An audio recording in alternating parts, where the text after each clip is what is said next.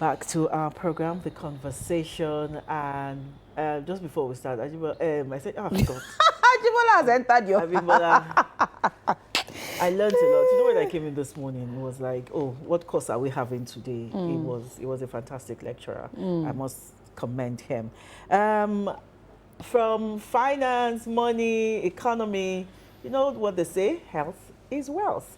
We'll be looking at cleanliness, achieving a cleaner and healthier Lagos on this segment, most especially as we approach Yuletide. You know, Yuletide comes with a lot of merriment, celebrations, and, you know, it has its repercussions if it's overdone. Okay, to have this conversation with us is sanitarian Moses Onolapo. Why did I want to call you Tayo? You know, Moses Onolapo is a publicity secretary, Environmental Health Officers Association of Nigeria, Lagos State Chapter. That was a mouthful. You're welcome. Thank you very much, ma'am. It's a pleasure being here. I was having a conversation with someone yesterday, and she asked me, when I told her, oh, we're discussing this. He said, are they the people they call Wole Wole? I said, yes. He said, what do they do? So let's start that way. What do you do? Because in this, in the western part of Nigeria, in the Yoruba-speaking part of Nigeria, our forefathers picked just an aspect of the professional's work, which is house-to-house inspection, and used it to name us. Okay, so in the north, they call us Dubegiri. In the east, it's Unwauliala. You know, I don't know what those mean. However, basically, generally speaking, the job of the environmental health officer is to ensure that the environment does not pose threat to public health, to human health, and that humans themselves do not cause,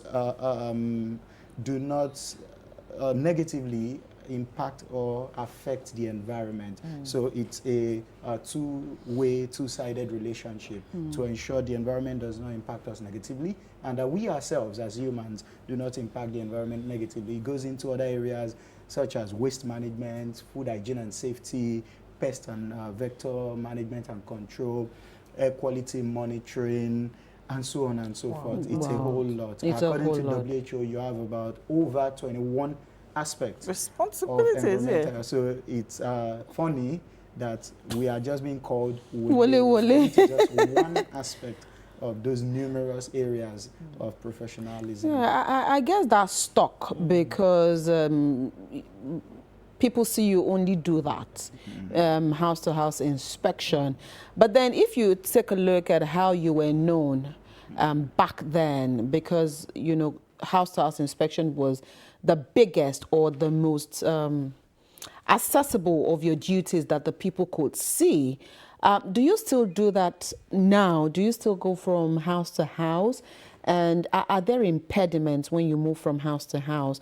Or what kind of challenges do you face when you do carry out some of your responsibilities, particularly the house-to-house inspection? Thank you very much, ma'am. Permit me to quickly take it from the aspect of, well, arguably, one could say maybe house-to-house is part of the biggest of our responsibilities. However, I'd like to describe it rather as the most pressing at the time. Because if we go back into the history of public health, the need for professionals to come about going house to house arose when we had the outbreak of diseases. So there was a need for a group of people who have been trained to do house visitations, house to house, to be sure, you know, to be able to educate people, enlighten people, to identify what people were doing wrong, to help to enlighten them on how to do them right. And of course, that's why grannies and all of that, they had lots of songs, you know, Wole Wole Mbo, Yo Wole, Mi Yo Wole, and all of that, or Wole Wole Kilori, Tanwinji, Exactly. Because the professionals of yore looked into ensuring that people did not have miscellaneous articles that, you know, withheld water, that served as bacteria, that served as withholding places for mosquitoes to lay their eggs, to breathe. And of course, that in turn leads to outbreak of malaria, you know, and what have you. Now, talking about in current times, of course, environmental health officers still go from house to house and still very much do every day. And of course, there are impediments, there are challenges. The challenges are multifaceted. First, we have the challenge of the need for more people, for more hands, you know, on deck to be able to cover more areas. Okay, there is a requirement by the WHO, just as you have requirements for different health practitioners. The requirements by WHO for environmental health officers per population is 1 environmental health officer to a population of 8,000.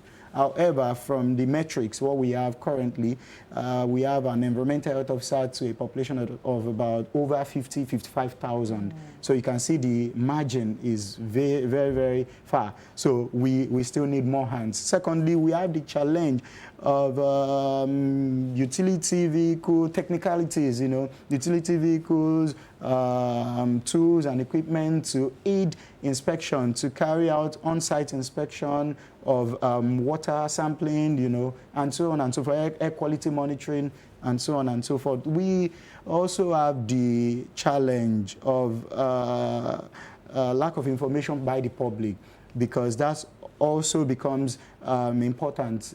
We have to correct people, we have to help educate them, we have to inform them. And of course, we thank media houses like the LTV, which from time to time gives us platforms like this to come on air to teach people what is right. And of course, I watch TV, you put up those adverts, you know, where the jingles and all of that to help to enlighten people. So these are some of the challenges that we encounter, you know, in the course of going from house to house, trying to, we call it trying to identify nuisances as well as abating them for the good of the public, for the good of public health. Okay, I have a follow-up to that, because you talked about the people and in more awareness and education. I'm concerned about how receptive they are to opening up their houses to you these days. You know, it's different from those days. You know, how receptive are they to allowing you into their space? Okay, so, you know, times have changed. Things have changed, people have changed, information has evolved, let me put it that way. And in the days of yore, it seemed more like the first kind of approach and all of that. But also as professionals, we've evolved as well. And it is more now like a mutualism. However, as an environmental health officer, I am backed and empowered by laws to get access into any premises between the hours of 6 a.m. in the morning and 6 p.m. in the evening for the purpose of inspection, to carry out inspection, identification of nuisances and abatement of same. Now, while I said things have changed, times have changed, as professionals, we carry out these inspections now with more professionalism. Imagine I get to your house and, good morning, ma'am, I'm Sanitarian Moses on Nolakbo. I'm from so local government or local council development area. We are on your street today carrying out a routine housing inspection, and we've gotten to your house. We'd like to check round.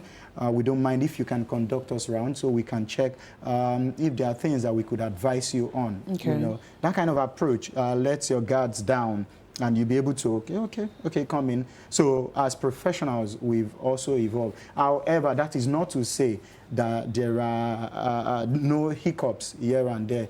You still have people who are still very obstinate and adamant, and, you know, and all of that. And in situations and circumstances like that, we may need to bring in the arm of law, you know, to help that process to sail through, because whether they like it or yes, it is a requirement that their houses must or should be inspected as far as we are there.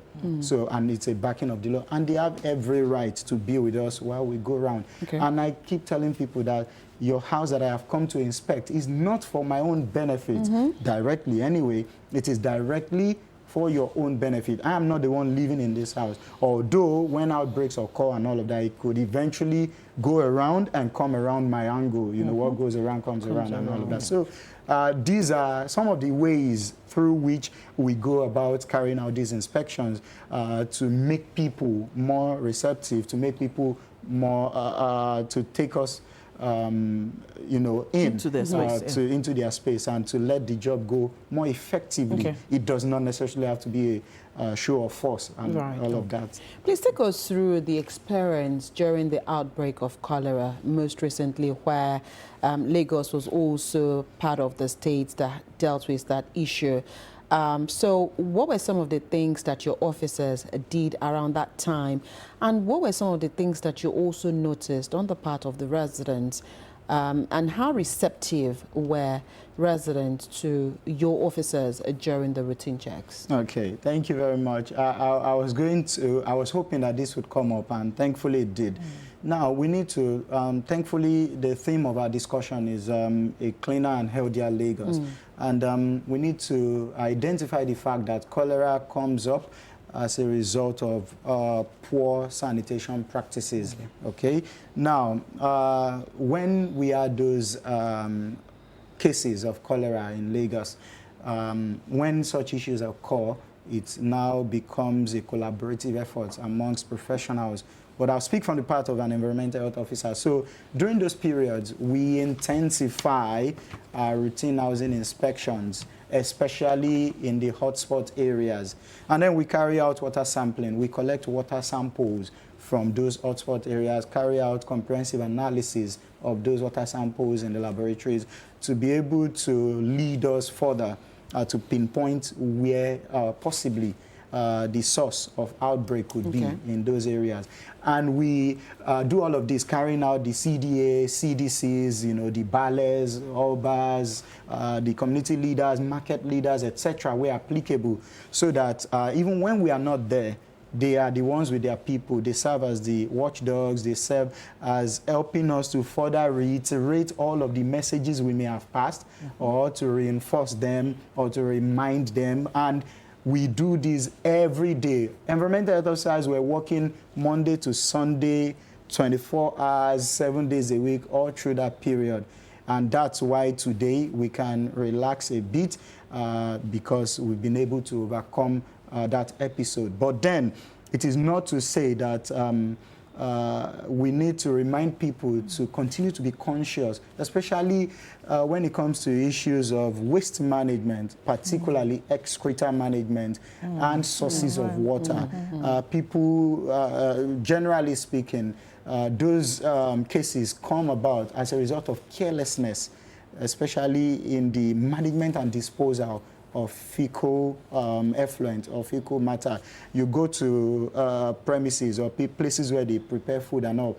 By standard, you are not supposed to have a water source, borehole, well, whatsoever, less than 30 meters from any other source of contaminant, a septic tank, waste site, burial, whatsoever, in all diameter. But people don't obey this, you know. So these are some of the things, some of the videos went viral where our officers went on inspections and had to enlighten a particular house owner that dug the borehole and the septic tank was less than 2-3 meters apart. You know, that's so like, it was directly into. So, and then when the rains come, so what the rains do is the rains help to bring up the level of underground water table, and then you have the very high chance of percolation or infiltration of the liquid contents from the septic tank going into the borehole. And then people, you have a lot of these people just take their cups, take water from their bowl and just drink. They don't even boil or treat them. So these are some of the things that happen and lead to the outbreak of diseases like cholera. Okay. Exactly. I'm glad you brought up open defecation. It continues to be a challenge in Lagos, despite all what Lagos State government is doing through Lagos State Environmental Protection Agency, LASEPA. Why would you, or what do you think still needs to be done, to, is it to eradicate? To combat or that to menace. combat or to reduce? Okay. So open defecation, as you rightly said, continues to be a menace, and it shouldn't even be in this era and time. Now, these are the challenges. We know that in Nigeria and even in Africa, Lagos is a mega city. Lagos holds so many records that we cannot even begin to count now. Now, where I'm driving at is any average Nigerian anywhere in Nigeria dreams to come to Lagos. Now, you find people from, I don't want to mention regions, they just want to come to Lagos. They don't have relatives, they don't have families, they don't have where to stay. They just hop on the next available bus or lorry or whatsoever and just come to Lagos. Now, what happens is you have them in droves, in numbers and all of that. And when they get to Lagos, they don't have where to stay. And then they begin to hang around under the bridges, under this, that, and all of that. And then they are humans. They definitely have to eat. And eat they will. They'll eat, and when they eat, they'll have to defecate. And because they don't have homes, then you find them defecating wherever they can find. And then you have the uninformed individuals who probably have homes, but then because they do not know the dangers of this act, which we are going to tell all of them. Exactly, yes. Which we will be identifying now. They still go about it anyway, and then you have the stubborn ones who just feel like nothing can happen, and all of that, and that happens, And you have a little bit of cultural issues here and there. Now, having identified all of the causes, let's talk about what can be done. Now, generally, not even just for open defecation, but for a healthier and cleaner Lagos, we need to intensify enforcement. Now, that's just the truth. It may sound cruel or serious, but that's just the solution. Let's take a critical example. The cleanest city in Africa as of today is Kigali. That is the capital of Rwanda. And if you check how it was achieved, it took a series of, was it weekly or monthly sanitation exercise with very strict sanctions. If anyone was caught littering or carrying out acts that were in contrary to what the laws held and all of that, it was very serious sanctions. It's high time we began to enforce. We have the laws. It's high time we have the Lagos State Environmental Protection Law of 2017. That law is an embodiment of all what we need to have the Lagos of our dreams. But we can no longer begin to hold back. We need to, people will talk, this, that. Just imagine when the government drives away street traders, people selling on the roads that gets killed by vehicles with failed brakes and all of that. From time to time, people will still come to say, oh, only one and all of that. But you are doing the wrong thing. You understand? So if we will achieve all of these things, enforcement has to come to the forefront. We already have the laws, so we cannot even begin to think of, okay, legislation going. No, we have the laws. Enforcement now becomes very key. The law is blind. The law now has to be enforced blindly. Whoever is caught should be dealt with. And then by the time people begin to get made scapegoats, it will seriously, we are humans, we learn by experience, when people have seen that, oh, they've caught somebody, they've dealt with this person and all of that. I'll give you a typical example. We could just take what is it called? There could be an enforcement team or task force, as we call them, go to some areas in Lagos that are notorious for open defecation. I'll give you examples. Areas in Lagos where you have these major canals passing through. You have some of these touts and all of that around there, usually doing that. If you have enforcement teams visiting different areas in Lagos, carrying out raid operations, taking people, prosecuting them according and all of that, it will send very strong signals to their colleagues that, remember, then catch Taye last week. He paid or he slept in, and all of that. It's funny, but it's practical, all of these things. Then we can now begin to look into strengthening the workforce that can help drive it in the grassroots. Talking about employment of more environmental health officers as the regulatory officers and other professionals that can help drive this. And then we can now begin to look at, okay, putting up campaigns, programs. There is a program that the First Lady, Dr. Mrs. Sanwo-Olu, is carrying out in markets. Talking about market sanitation. She carries out this program. She has been doing it in phases.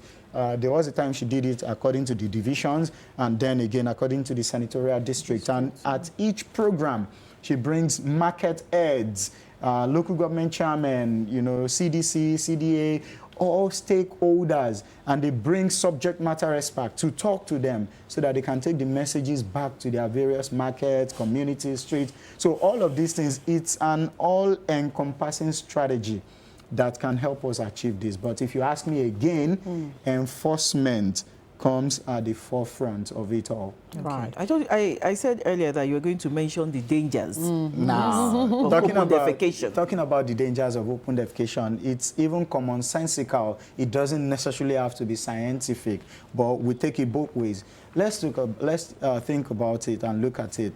The feces that comes out of a person is a waste product, is a metabolic, a waste product from a metabolic or metabolism process. Now, this means that there has been a breakdown of all what they ate, what's wrong with them, and all of that. And then you have lots of bacteria and other pathogen, in that. Now, having someone drop that raw in the environment or into water bodies, like some of them do. Now, these water bodies, some people use them to cook, or some of these fruit sellers use them to wash their fruit. Some of us buy these fruit, apples, whatsoever, and just take a bite immediately, not knowing the kind of water they were washed with. Some people drink from these water sources just like that, like I mentioned, without boiling, and so on and so forth. So when you defecate in the open or in these water sources, you are dropping raw microorganisms, raw bacteria, raw pathogens into places where people can easily get them. It's different. Permit me to quickly give a biblical example.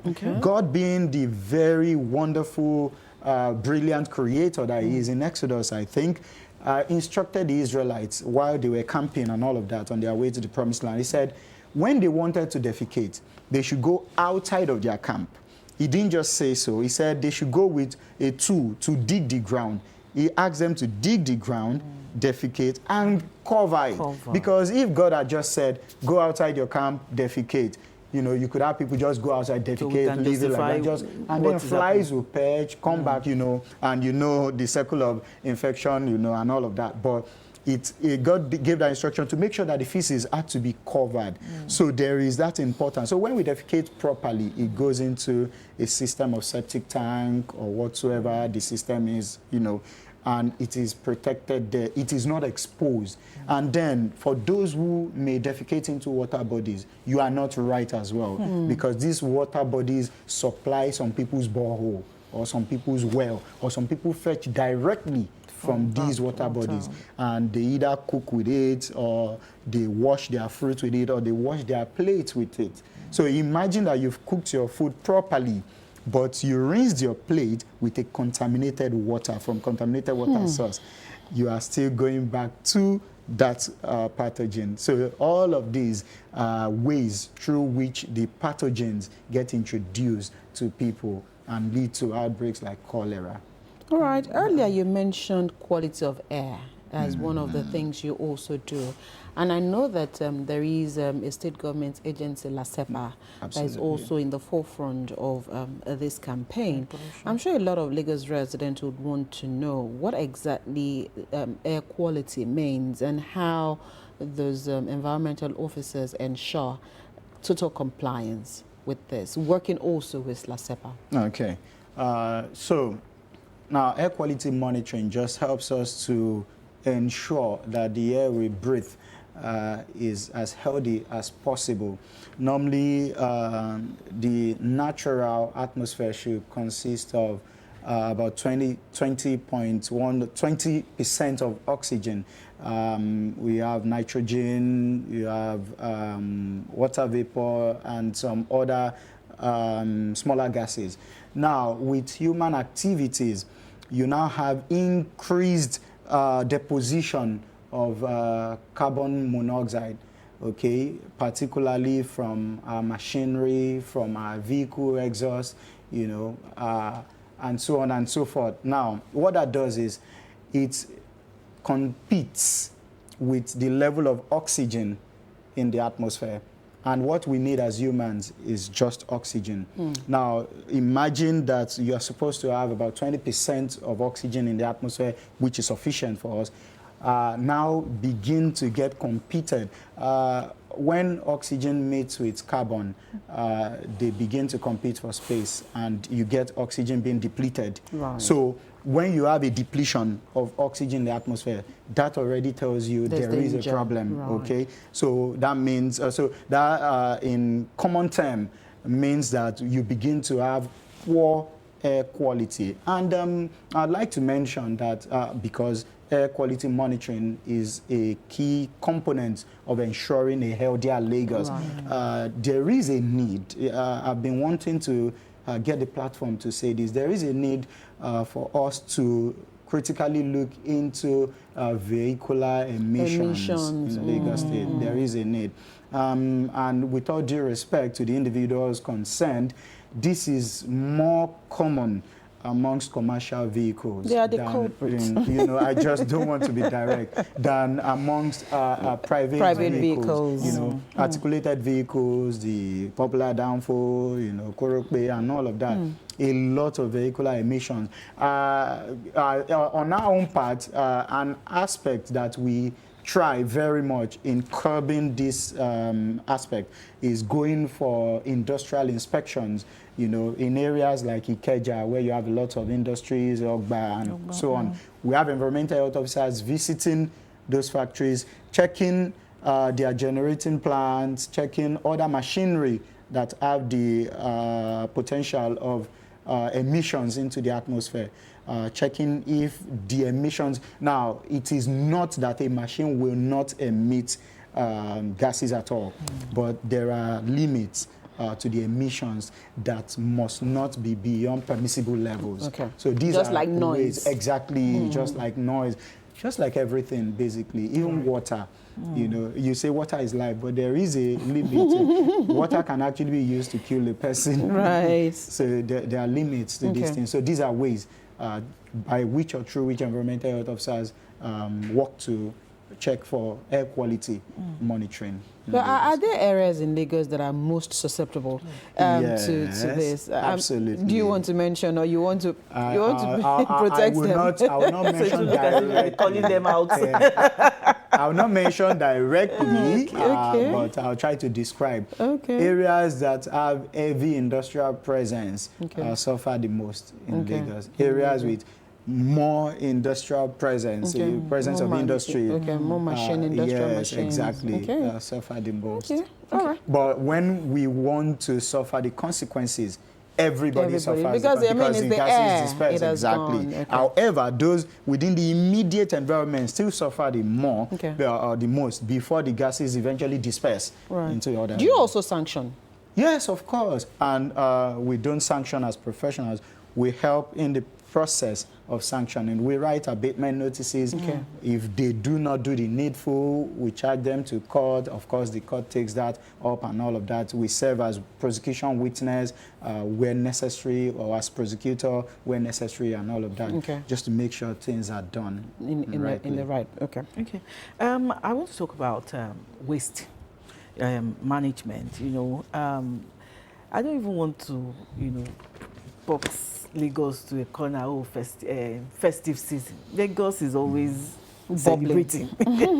So, with a mega city like Lagos, what are your recommendations for effective waste management? And where do you come in? Absolutely beautiful. You see, the subject of waste, I pray, will cease to be so important, but then it becomes very important. Now, let's analyze the metrics. By the sources available to us, Lagos generates over 13,000 metric tons of waste daily. Now, of that figure, sources also make us know that only about 40% are being disposed properly. So that means we have 60% of that amount of waste in the drainage systems, in the waterways, in the environment, in the bush, and so on and so forth. And of course, it has its own cycle of consequences, flooding, breeding of mosquitoes, etc. Now, when we talk about waste, we may want to look at it holistically. From solid waste, we may also want to mention sewage, talking about fecal effluent and all of that. Now, also, I'd like to state that truly, Lagos remains the bubbling city where we know we generate waste all year round and all. However, there is that tendency for an increase in waste generation during the Yuletide. Sure. Because whether people have money or not, they will celebrate. And in the process of celebration, an average individual will generate more waste during that process. Now, what are we expected to do? How do we move past this menace of waste management that keeps haunting us in many ways? Because I said it, that the cycle of consequences, traverse beyond the physical into the health consequence and all of that. Flooding, mosquito breeding, malaria, and so on. Unsightliness, affects tourism, it goes into many facets and aspects. Because think about it, when a city is not very good looking, investors might most likely not want to come, that's on that anyway. Now, how do we deal with the issue of waste management? We need to look into what we call circular economy. Now, that means that nothing really has to go to waste, except what necessarily has to go to waste. And if you look at it generally, even from nature, even if you look at it in animals, if you look at animals as primitive as they may seem to be, nothing is a waste in the animal kingdom. But let's leave that to another day. So what do we need to do? We need Lagosians to know that they can very much participate in recycling. Okay, Nigeria generates over 2.5 million tons of plastic waste annually, making us the 7th worst plastic waste managing country in the world, or thereabout. Now, if only people, I like to give kudos to my wife on this. When we take bottled water or whatsoever drinks that come in PET bottles, she keeps the plastics and does a whole lot with them. The ones that she fills liquid soap in, the ones she gives to the woman that sells Zobo, and all of that. So so recycling, reusing, recycling and all. So if we could have people buying into all of these practices, it will begin to help us reduce the waste that is generated per capita. Right. Then we need to look into encouraging people. Already there are initiatives, there are organizations that encourage people to bring their waste, and there are schools even in Lagos here where you could bring a certain weight of plastic to to pay for a child's school fees and all of that. It's just a mindset affair. People need to, it's what people need to do. And then where as an individual that, okay, you do not have the time to recycle or to sort and all, make sure that your waste is managed or collected by approved government PSP operator, so that you do not, if you cannot, there is a saying in Yoruba that says, Oshabo legbe mi. Where you met me. So if you cannot help the situation, don't worsen do not worsen it. So you are not carrying out recycling, you are not sorting, you are not, and you want to give your waste to the cat pusher, that's absolutely wrong. Who does that? So I want to use this avenue and platform to encourage people to ensure to engage the government-approved PSP operator so that we have an increase in the percentage of waste managed properly. We can move from 40% to 60, 70%. You know, and it will help us significantly. Even if the PSP operators can get a good percentage of waste managed properly, Loma themselves have initiatives for sorting, picking plastics and all of that. They can do that if individuals will not do it from source. So that's what people need to look at. Right. So I'd like to ask you, since the Lagos State government, through the Ministry of Environment, stopped the use of styrofoam, what has the experience been, especially for officers like you who are constantly monitoring the roads, the drainages, the big channels and all of that? Has there been a great improvement? Honestly, there has been a fantastic improvement. Fantastic improvement. However, you know how it is said that permit me to say again, Yoruba say but so there's a new alternative. Well, not necessarily. There's another challenge. So there's another challenge. So the styrofoams have disappeared. You won't find them in the drainages, in the water courses, and all of that. But you now find more of the plastics, the PET bottles. You know, more. You know, yes, you now find the PET bottles. So, however, if you look at the volume, generally, it has reduced. It has reduced. Unlike before, the styrofoam was a menace. It was a nuisance. No. It was unsightly. It was terrible. Affected clogged drainages and all of that. So, however, I believe that with time, it will improve further. You know, by the time people manage waste properly, by the time people decide individually to recycle their plastics and all of that, definitely things will improve. Things will improve. I know that you're big on awareness, and so, and there's always this saying that you catch them young. What are you also doing to ensure that all of these things are imbibed by our children, or, you know, we inculcate all of these habits into our children? Because children have a way of coming back home to tell you, they said this, Mommy, don't do that, Daddy, don't do that, because it is wrong. So how do we also ensure that these messages are not lost on the younger generation? Thank you very much, ma'am, for that beautiful question. So, you know, it always reminds, whenever I hear that, it always reminds me of Japan, that have successfully incorporated almost every certain aspect of their lives into teaching their children, and the children just automatically grow up into those things that they are expected to become. Now, in the Environmental Health Services Department, we have what we call school sanitation program. It's a core aspect of our practice where we go to schools. So it's like a tripartite operation or exercise. We go into schools, one, for regulatory purposes, to inspect them to be sure that they're also following they abide by standards and all of that. You do not have beyond the expected number of pupils in a given size of class.